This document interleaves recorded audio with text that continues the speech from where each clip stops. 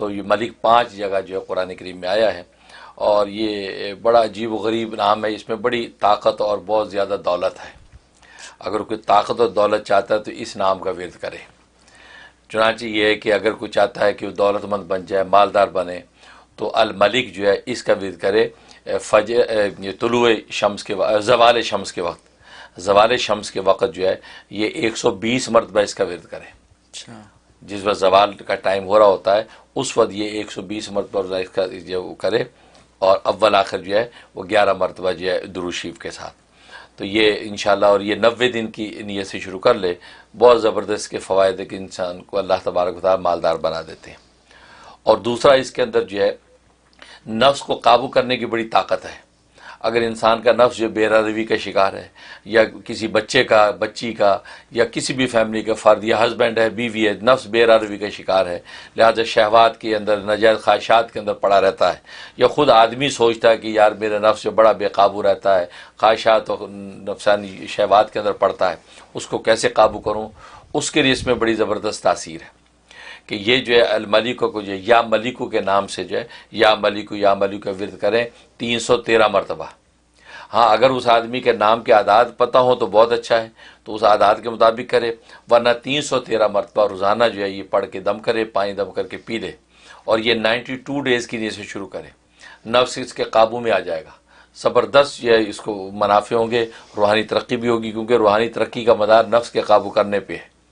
تبھی امام غزالی رحمہ اللہ تعالیٰ فرماتے ہیں کہ نفس کی گردن پہ پہلا قدم رکھو تو دوسرا قدم جنت میں ہوتا ہے۔ تو یہ اس کا فائدہ ہے۔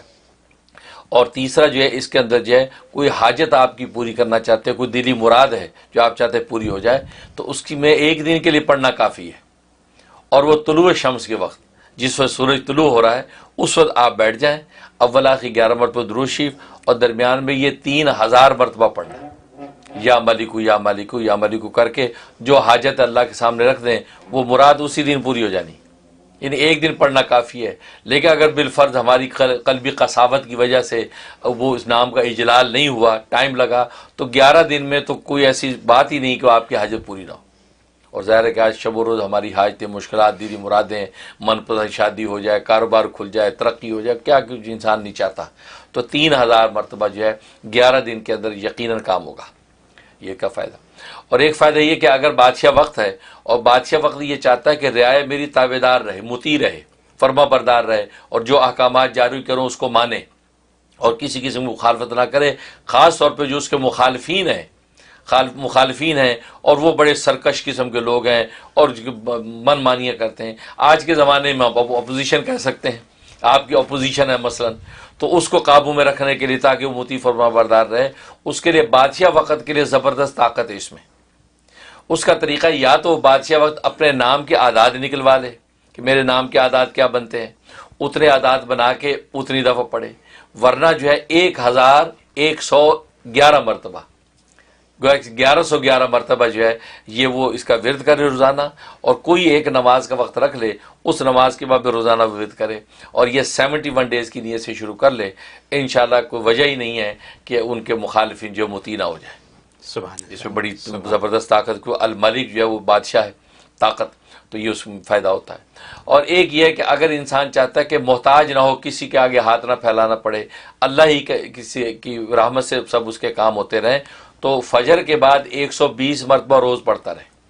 فجر کے بعد روزانہ 120 مرتبہ پڑھتا رہے، تو کسی قسم کی اس کو محتاجی نہیں ہوگی، ہر طرح کا غنا اس کو نصیب ہوگا، اور ظاہری بات نہیں، اللہ تبارک و تعالی اس کو دوسروں کے سامنے ہاتھ پھیلانے سے روکیں گے اور اس کو جو نواز دیں گے۔ یہ اس کے فوائد ہیں۔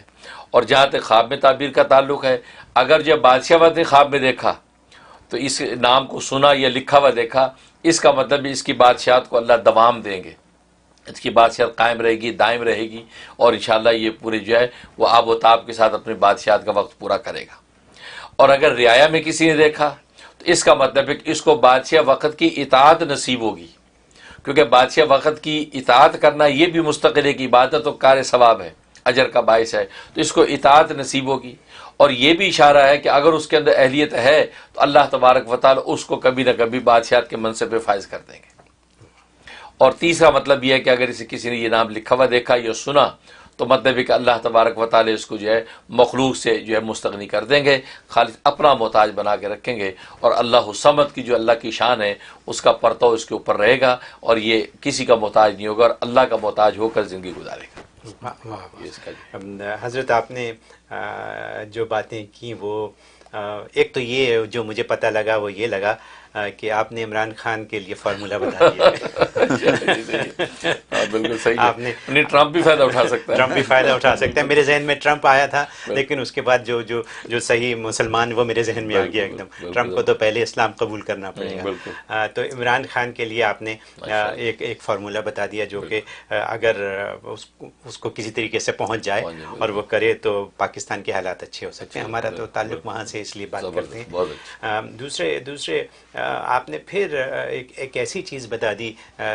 لوگوں کے لیے کہ ان کی حاجات پوری کرنے کا آپ نے جو پھر نسخہ بتایا، جو ہر ہفتے آپ کوئی نہ کوئی نسخہ بتاتے ہیں، مجھے یہ یقین ہے کہ لوگ اس کو چیک کر رہے ہوں گے، اس کو یوز کر رہے ہوں گے، اور ہمیں کالرز کو چاہیے کہ ہمیں بتائیں کال کر کے کہ مفتی صاحب کے جو نسخے ہیں ان سے ان کو کتنا فائدہ ہو رہا ہے۔